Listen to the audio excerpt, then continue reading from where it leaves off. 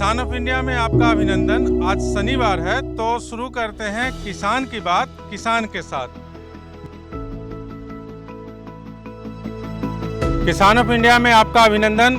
इस वक्त मैं खड़ा हूं वैशाली जिले के पातेपुर प्रखंड के तिसियौता पिंडौता खुर्द गांव में और बात करेंगे आज किसानों की। किसान की बात किसानों के ही साथ। हमारे साथ इस समय मौजूद हैं, आप मेरे पीछे देख रहे हैं, जो इसी पंचायत के लोग हैं, इसी पंचायत के किसान हैं जो अलग अलग तरह की खेती करते हैं। और आप अगर ध्यान से देखें तो इसमें युवा भी हैं, बुजुर्ग भी हैं और कुछ ऐसे भी हैं जिनकी अगली पीढ़ी किसानी के क्षेत्र में उतरने वाली है। खेती किसानी से पूरा परिवार इनका चलता है। तो शुरू करते हैं किसान की बात किसान के साथ। सबसे पहले हम बात करेंगे आपसे। सर, आपका क्या नाम हुआ? श्रवण कुमार पटेल। श्रवण जी, ये बताइए कि यहाँ जो हम लोग खेती करते हैं, खेती की बात देखते हैं, वो शुरू से ऐसा ही है या इसमें कुछ बदलाव आ रहा है? शुरू से जो है अभी कुछ थोड़ा सा बदलाव है। किसान तत्पर हुआ है, लेकिन किसान को जो है सरकार द्वारा जो भी मूलभूत सुविधा देने की जो बात होती है वो ससमय किसानों के बीच नहीं पहुंच पाती है। जैसे बीज हो गया, रासायनिक कुछ कीट हो गया, वो सरकार के द्वारा जो ब्लॉक से संबंधित जो भी किसान के पास देने का जो बात होती है, वो मान लीजिए कि अभी धान का बीज लगने वाला है, तो धान का बीज लगने वाला है, ससमय बीज में सरकार द्वारा जो है से ब्लॉक में नहीं आ पाता है। जो सरकार द्वारा कृषि सलाहकार का उपस्थिति हर पंचायत में किया गया है, लेकिन ससमय किसान के बीच में बीज नहीं आ पाने के कारण जो है से किसान फिर अपना बाजार से ही अधिक मूल्य पर बीज ले करके और फसल लगाने का काम करते हैं। फसल जब लग जाती है तब वह बीज जो है से ब्लॉक में आता है, लेकिन किसानों के बीच में ना आता है। उस बीच में बिचौलियों जो है, बिचौलियों द्वारा जो है बीज का जो रिटेलर दुकान है, दुकानदार जो जिनके माध्यम से दिया जाता है, वो वहाँ बिचौलियों द्वारा उसका जो है से व्यवस्था कर लिया जाता है, किसान तक नहीं पहुंच पाती है। बिचौलियों के कारण जो है वो किसानों तक सरकार का जो स्कीम है, सरकार की जो योजनाएं हैं, उनका फायदा नहीं पहुंच पाता है। और जैसा कि श्रवण जी ने अभी बताया कि जो बीज है वो बीज किसानों तक पहुंच ही नहीं पाता है, वक्त पर देर से पहुंचता है। आप एक चीज बताइए, आप क्या नाम है आपका? कैलाश राय। कैलाश जी, ये बताइए कि खेती आप अपनी कितनी जमीन में करते हैं? अपनी जमीन में करते हैं वही 10 से 12 कट्ठा जमीन है। और इसके अलावा ठेका पर या बटाई पर? बटाई वही ठेका लेते हैं तो 1 आध बीघा लेते हैं। तो उसमें क्या रोपते हैं? रोपते हैं धान और रोप देते हैं तो दहाड़ आ जाता है तो दह जाता है, रौदी हो गया तो गेहूँ सूख गया, तो सब होता है। अब उसको मलगुजारी देना ही पड़ेगा। जो कटकेना लिए तो उसको तो पैसा भरना ही पड़ेगा मालिक को। ये कटगेना क्या होता है? कटकेना पैसा पर लेते हैं 500-600 रुपये कट्ठा पर। 500-600 रुपये कट्ठा पर आप लेते हैं। और आप बोल रहे हैं कि जब पानी आ जाता है, बाढ़ आ जाती है तो फसल बर्बाद हो जाती है या सूखा पड़ जाता है, तो उस समय आप क्या करते हैं? उस समय क्या करें, मालिक तो पैसा पहले ले लेता है एडवांस, खेती वाला। और जो आपकी जो फसल बर्बाद होती है, जो खेती बर्बाद होती है, उस पर सरकार कहती है कि आपदा मुआवजा दिया जाता है, वो उसको कैसे मिलता है? वो मुआवजा तो मालिक को, जमीन वाले को मिलते हैं। तो फिर आप बोलते नहीं है कि आपको तो मुआवजा मिल ही गया तो हमारा छोड़ दीजिए? तो कागज पत्तर तो उन्हीं को पास नहीं है, खेती वाले को ना, जिनको जमीन है उन्हीं को ना कागज है। अच्छा, तो अगले किसान से भी बात करते हैं कि इन्होंने जो बताया कि एक तो बीज नहीं वक्त पे मिल पाता और दूसरी समस्या जो है वो ये है कि फसल जब मौसम की मार के कारण बर्बाद हो जाती है तो उसका मुआवजा भी नहीं मिल पाता है उन किसानों को जो बटाई पर खेती करते हैं, क्योंकि ये पैसा जो है वो भू मालिकों को मिलता है।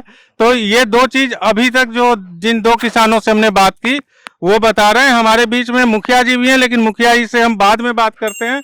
पहले हम बात करते हैं कुछ युवा बैठे हुए हैं उनसे कि खेती किसानी के बारे में उनका क्या नजरिया है। आप बताइए, क्या नाम है आपका? रामजनीश पासवान। रामजनीश जी, आप किस चीज की खेती करते हैं? हम धान की खेती करते हैं, गेहूं की खेती करते हैं और थोड़ा आलू का भी खेती कर लेते हैं। तो कितना मुनाफा आपको हो जाता है या कैसे करते हैं, क्या आपकी सोच रहती है इन खेती के पीछे में? जैसे गेहूं का जो खेती हम लोग करते हैं ना, तो उसमें हम लोग जब गेहूं तैयार कर लेते हैं तो जब मार्केट में बेचने जाते हैं तो हम लोग को उचित मूल्य नहीं मिल पाता है और हम लोग को भार स्वरूप समझ करके कम कीमत में गेहूं खरीद लिया जाता है और हम लोग महसूस करके सिर्फ रह जाते हैं। अगर आवाज़ भी उठाते हैं तो उस आवाज़ को दबा दिया जाता है। कौन दबाता है आपकी आवाज? क्योंकि सरकार ने, केंद्र सरकार ने गेहूं का, धान का, सबका समर्थन मूल्य घोषित किया हुआ है, तो क्या बिहार के किसानों को समर्थन मूल्य पर खरीद उनसे नहीं हो पाती? वो हम लोग बोलते हैं तो बोलते हैं कि अगर कम कीमत पर नहीं दोगे तो ले जाओ, अपना रखना घरे पर ही सड़ जाएगा तुम्हारा फसल। तो हम लोग क्या करें, किसान है, मेहनत मजदूरी करके पूंजी लगाते हैं और मान करके चलिए उचित मूल्य नहीं मिलता है तो कम ही मूल्य पर घटा सह करके उसको बेच लेते हैं। प्रधानमंत्री नरेंद्र मोदी ने कई बार कहा है कि किसानों को अगर अपनी आय दोगुनी करनी है तो उन्हें गेहूं, चावल और गन्ना जैसी परंपरागत फसलों को छोड़कर दूसरी फसलें जैसे सब्जी की खेती को, बागवानी को बढ़ावा देने की जरूरत है, इसमें उन्हें उतरना चाहिए। तो एक और किसान है, उनसे हम पूछते हैं कि अगर वैकल्पिक खेती की ओर जाते हैं तो इससे किसानों को क्या फायदा होगा या नहीं होगा? क्या लगता है आपको? आप भी युवा हैं, गांव को करीब से आप देख रहे हैं, समझ रहे हैं, खेती किसानी की मुश्किलें भी समझे हैं, क्या कहना चाहेंगे? सर फायदा तो होगा ही। मतलब मान लीजिए गेहूं चावल नहीं उपजा के कुछ अन्य उपजाते हैं हम लोग, जैसे फ्रूट वगैरह हो गया, बाकी कुछ हो गया, तो उसमें फ़ायदा होगा बहुत ज़्यादा। तो फिर क्यों नहीं उपजा रहे हैं जब आप बोल रहे हैं कि फायदा होगा? और यहाँ पे किसी को जानकारी नहीं है कि अगर मान लीजिए हम यहाँ पे अगर कुछ फ्रूट का खेती कर सकते हैं, ठीक है, तो उसके बारे में नॉलेज ही नहीं है किसी को। तो यहाँ के किसानों के साथ जो बातचीत अभी हमारी चल रही है उसमें एक बात सामने आ रही है कि खेती में जो वैकल्पिक खेती हो या कृषि योजनाएं हैं उनके बारे में यहाँ के किसानों तक जानकारी ही नहीं पहुँच पाती है। तो ये जानकारी देना किसका काम है, इस बारे में हम बात करते हैं। मुखिया जी हमारे साथ मौजूद हैं। तो मुखिया जी ये बताइए कि ज़्यादातर किसानों का ये कहना है कि सरकार की जो योजनाएं हैं या बीज का वितरण हो या बाकी जो भी समस्या हो, जो गेहूं खरीद, धान खरीद जो समर्थन मूल्य पर है उसकी बात हो, तो इसके बारे में किसानों के पास जानकारी क्यों नहीं आ पा रही? और आपके पंचायत में कहें तो ये किसका काम है, कौन जानकारी देगा इन्हें? जानकारी देने के लिए कृषि सलाहकार हैं, पैक्स के अध्यक्ष हैं और प्रखंड में बीओ होते हैं। इन लोगों को जानकारी देना है, पंचायत स्तर से जानकारी देते, किसान को समय से मतलब बीज मुहैया कराया जाता, खाद को मुहैया कराया जाता, इस सब सामान को मुहैया अगर कराया जाता तो किसान खुशहाल रहते हैं, कहीं कोई दिक्कत नहीं होती। लेकिन सबसे बड़ी बात है कि किसान खेती करते हैं, खेती करने के बाद में यहाँ सबसे बड़ा समस्या है नीलगायों का है। नीलगाय के कारण एक किसान 100-100 के झुंड में, 50-50 के झुंड में वो आते हैं और खाक किसान का जो बीज जो लगाया हुआ रहता है उसको खा भी जाते हैं। खाने के बाद खून से भी मतलब उसको मतलब नष्ट कर देते हैं। किसान का सबसे बड़ा समस्या है नीलगाय का। तो मुखिया जी ने बताया कि यहाँ पर नीलगाय की समस्या जो है वो भी अपने आप में बहुत बड़ी समस्या है और उसके कारण भी किसानों को दिक्कत होती है। तो आप मेरे बगल में बैठे हुए हैं, आपका क्या नाम है? हमारा नाम है राम पुकार पासवान। राम पुकार जी, ये बताइए कि नीलगाय की ये समस्या जो है वो कब से इस इलाके में आप देख रहे हैं? इलाके में देख रहे हैं 5-6 साल से। और इससे किस तरह का नुकसान हो रहा है? नुकसान हो रहा है, जो पौधा साग सब्जी उपजाता है तो भिंडी का भी खा जाता है, चिबा जाता है, पौधा को रहने नहीं देता है। कितनों जाल लगाता है घिरा, लेकिन तो भी फाड़ करके घुस करके टोटर खा जाता है। बैगन का खेती करता है, बैगन खा जाता है, फूल बतिया खत्म कर देता है। किसान कैसे जिएगा? किसान कैसे जिएंगे, ये सवाल जो है वो वाकई यहाँ के किसानों के लिए एक बड़ा सवाल है, क्योंकि जो आमदनी है वो आमदनी किसानी से बहुत सीमित है। और एक, आपका क्या नाम है? ये सर राय। तो आप खेती करते हैं? हाँ, कितने जमीन में खेती करते हैं? 5-6 कट्ठा खेत में कर रहे हैं और बटाई लेकर कर रहे हैं कटके ना, लेकिन उपज न पा रहा है। उपज पाता है, सच्चाई नहीं है कुछ। मान कर चलिए जे पूंजी फंस जाता है तो जानकारी नहीं आ रहा है जे कहाँ सामान उन्नेकारी रह गया, हम सके मालूम नहीं हो रहा है। सामान मतलब किस तरह का सामान? बीज आया, खाद आया, तो हिया पहुँच न पाते हैं, न जानकारी होता है जे जाके हम पहुँचे। हाँ, तो यही सब बात है। पूंजी लगाते हैं तो सच्चाई के लिए पूंजी नहीं पा रहे हैं, पूंजी टूट जाता है तो हमरा देना है मालिक का कट के ना, तो मालिक के तो पैसा देना ही है, जमीन हमारा पास है नहीं, यही समाधान है।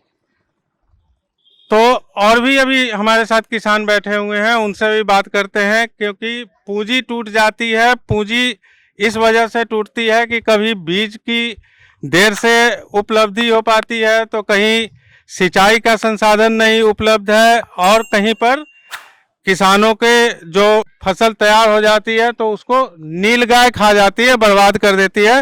तो एक और युवा किसान हमारे साथ बैठे हुए हैं, उनसे, आपका क्या नाम है? रंजीत कुमार। रंजीत जी, ये बताइए कि ये जो समस्या है वो तो है ही, ऐसे में युवाओं के, जो युवा किसान हैं, उन्हें क्या करना चाहिए, किस तरह की खेती करनी चाहिए जिससे उनकी आमदनी दोगुनी हो सके, जिसके बारे में बार बार कहा जा रहा है? तो क्या करना चाहिए लोगों को, किसानों को? मेरे यहाँ तो पहली समस्या है कि यहाँ साधन नहीं है, सिंचाई का साधन जो सही होना चाहिए, यह साधन नहीं है। न बिजली टाइम से रहेगा, न उतना बोर्डिंग का साधन है। मेन समस्या ये है। दूसरी है कि यहाँ नीलगाय की इतनी जनसंख्या बढ़ गई है कि कुछ भी लगाइए नीलगाय होने नहीं देता है। तो नीलगाय से निजात पाए तो लोग कुछ सोचे कि नया चीज़ करे, सब्जी हो या अलग चीज़ का। यहाँ सिर्फ लोग सीमित रह गए धान और गेहूं पे। आम का फसल होता है तो नया जो पेड़ लगाए हैं उसको बार बार तोड़ता है। यही है मेन समस्या, यही है सर यहाँ पे। समस्याएं ही समस्याएं हैं किसानों के जीवन में, और इसीलिए कहा भी जाता है कि किसान की जिंदगी बहुत मुश्किल है, बहुत कठिन है। तो आप एक बात बताएं कि हर किसान एक अलग तरह की परेशानी का सामना कर रहा है, तो क्या खेती किसानी की तस्वीर जो है उसको बदलने के लिए क्या करना चाहिए? हम जो है खासकर बरेला में ज़्यादा खेती करते हैं। बरेला जो चौड़ है वहाँ सब्जी का खेती करते हैं, गेहूं का भी खेती करते हैं, धान का भी करते हैं। लेकिन मेरे पास एक समस्या है कि वहाँ पानी भर जाता है बराबर। तो मैं सरकार से आग्रह करता हूँ कि बरेला चौड़ को पानी निकासी का व्यवस्था कराया जाए, ताकि हजारों हजार एकड़ में ज़मीन का खेती हो सके। ठीक है, तो बरेला झील के बारे में इन्होंने कहा कि अगर वहाँ जल निकासी की सुविधा हो तो हजारों हजार एकड़ में खेती हो सकती है। मुखिया जी, ऐसी कोई योजना जो किसानों के हित में हो और जो मुखिया के अधिकार क्षेत्र में आता हो, इसके बारे में कुछ बता पाएंगे? जी जी जी, जैसे 7 निश्चय हैं हमारे माननीय मुख्यमंत्री जी का, चल रहा है 7 निश्चय, पंचायत में है, गली नली का काम होता है। वो गली नली का काम करते हैं। काम कराने से होता क्या है कि किसान का उस नहर होते हुए पानी का मतलब सिंचाई का व्यवस्था हो सके, और सरकार की जो भी योजना है हम लोग चलाते हैं। और अब आखिरी सवाल एक बार फिर मैं इनसे पूछ रहा हूँ, जो बताएंगे कि सरकार को क्या करना चाहिए जो यहाँ के किसानों के हित में हो, और जो किसान जो है वो चाहते हो, तो आप सरकार को क्या सलाह देना चाहेंगे, क्या मांग रखना चाहेंगे तिसियौता पिंडौता खुर्द के किसानों की ओर से? सरकार से हम अपील कर रहे हैं कि सरकार का जो मूलभूत सुविधा है किसान से संबंधित, वो एकदम धरातल पर उतरे और सही समय से किसान के बीच बीज कीटनाशक जो भी सुविधा है किसान के बीच पहुंच पाए, और किसान को जो भी समस्या है उसको थोड़ा सुनते रहें, और बीच बीच में ट्रेनिंग की ज़रूरत है। नया खेती करने के लिए ट्रेनिंग की भी ज़रूरत है, और ट्रेनर चाहिए। मिट्टी का भी जांच होना चाहिए। मिट्टी में बहुत तरह का जो मित्र कीट है तो है, और जो मिट्टी में जो है से गलत कीटनाशक है जिसके कारण पैदा सही से पौधा जो है से सही से पकड़ नहीं रहा है, उसके लिए भी मिट्टी जांच हो। सरकार अपना कार्य जो है से धरातल पर उतारे सही से, तभी ये किसान खुशहाल होगा। बहुत बहुत धन्यवाद आप सभी का। और किसान की बात किसान के साथ में आज इतना ही। फिर होगी आपसे मुलाकात, तब तक के लिए इजाजत दीजिए। नमस्कार। किसान ऑफ इंडिया के YouTube चैनल को सब्सक्राइब करने के लिए नीचे दिया सब्सक्राइब बटन दबाएं और किसान ऑफ इंडिया से जुड़े सभी अपडेट्स को पाने के लिए बेल आइकन दबाना ना भूलें।